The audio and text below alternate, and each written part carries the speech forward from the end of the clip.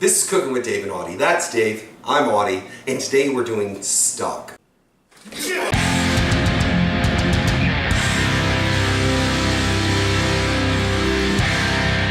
So stock is very important for three reasons. It's got delicious flavor, it's a great way to utilize all your scraps, and it's incredibly nutritious. David was saying earlier when he gets sick, all he wants to do is drink a cup of chicken stock. It's restorative in nature, and I'm really excited about doing this. Is about as fundamental cooking gets.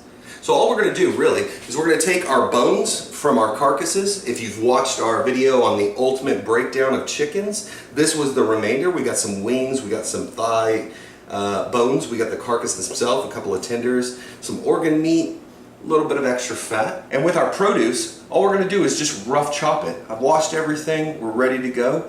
And you don't even have to take the paper off of garlic or remove any paper from the onions or anything like that. We're just going to rough chop, get it all into a pot, fill it with water, and bring it up to a simmer. And then we're just going to let it cook. Chicken stock, which is what we're doing today, could go 4 to 6 hours. Beef stock will go 6 to 8 hours. If you were using shrimp shells or something like that, you could do that for like 2 hours. And the idea is to develop a fortified, delicious liquid that you can then cook with in the future. So there's a very easy ratio to go off of, which is 5 pounds of bones. Those bones could be anything. They could be chicken, beef, venison, pork, lamb, shrimp shells, whatever. 5 pounds of your bones to 1 pound of vegetables and a gallon of water. That typically creates the right ratio of flavor and gelatin that you're looking for when you're making stock. Now, as you can tell, we're not measuring things out. We're going to try to make as much stock as we possibly can, but that's what you really want to hit for. 5 pounds of bones, 1 pound of veg, and a gallon of water. All of our veggies have been washed. We're just going to do very rough chops on them. I'm just going to quarter the tomatoes. I'm not taking out the core. It doesn't matter for this technique. Garlic is very simple. I don't take the paper off. I just cut it right down the middle. And that'll release all that delicious flavor. Just rough chop. These greens have a great bitterness to them. They also have a great vegetative flavor that's gonna really taste fantastic in the stock. So we're gonna use all of that. All you're trying to do is get the flavor out of it.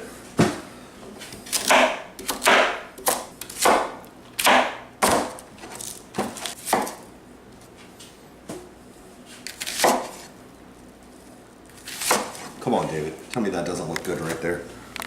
Yes, it does. Just Yes, healthy it does. produce. Your scraps that you would have thrown away anyways, and water. All the hard work's done at this point. All we're going to do is get all of our stuff into the pot as much as we can fit.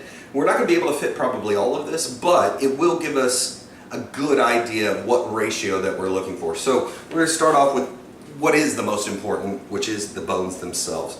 So we've got what looks like 4 carcasses. We'll add the tenders in for nice flavor. There's a couple necks and hearts there, a few wishbones and shit. Got some necks, some liver, got the heart, some kidneys. If you watch the video, you know, we ain't joking around. You've got to wash your hands when you're dealing with chicken. So, I like to start off with the onions. I think the Mirepoix recipe is a 2 to 1 onions to carrots and celery. But really, we just want to make sure we're getting great onion flavor. There's a little bit of garlic in there as well. Now we are pretty much at that place. I want to get all of the garlic in there. So I want it to have a nice savory flavor. And we need to make sure we get a good amount of these carrot greens, because they'll add a nice savory note to it.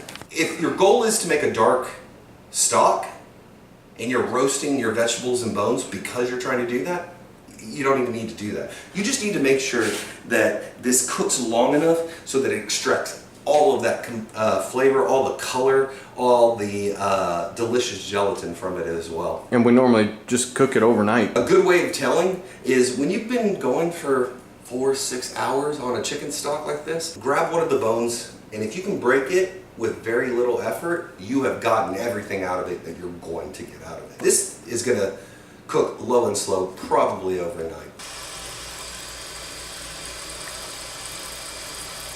Very, very tiny bubbles. We're on one right now. We're about as low as we're going to get. And that's what we're looking for. At this point, we just sit back and relax.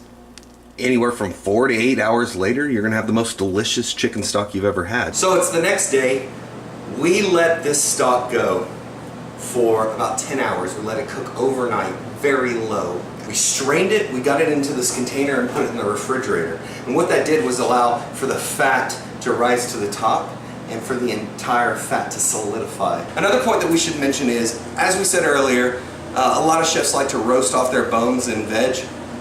Dave and I are not arguing with them, but a lot of them do it because they think that's the only way they can achieve a dark stock. And I gotta be honest, you can't get much darker than that.